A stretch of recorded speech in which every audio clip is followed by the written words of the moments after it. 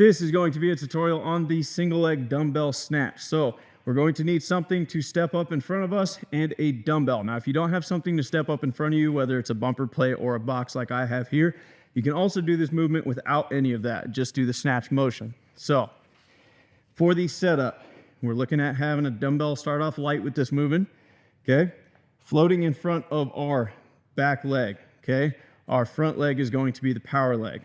This back leg is going to be loosely back here, and we're going to hinge at the hips and get that hamstring loaded, chest up, eyes up, and the dumbbell is going to be sitting horizontal to where our feet are facing.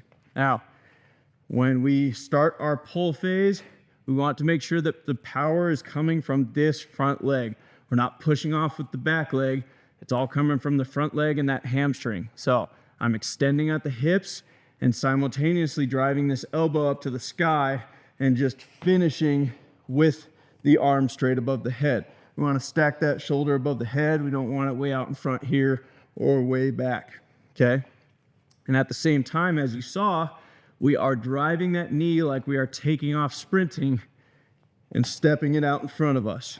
Again, if we don't have a box, we can also do it like so, where we do our step forward, or you can just do a knee drive and then step it down, okay? So what it's gonna look like at full speed is gonna be violent, and it's like you're taking off from a sprint. So I'm gonna get that hamstring loaded, I'm leaning forward. This leg has not very much weight on it, and I'm extending quick. It's nice and snappy. Get that foot up there, snappy and quick. Yeah. Thank you for watching this tutorial on the single leg dumbbell snatch. If you're looking for other movements, you can go ahead and check out my page or leave specific comments below. Thank you.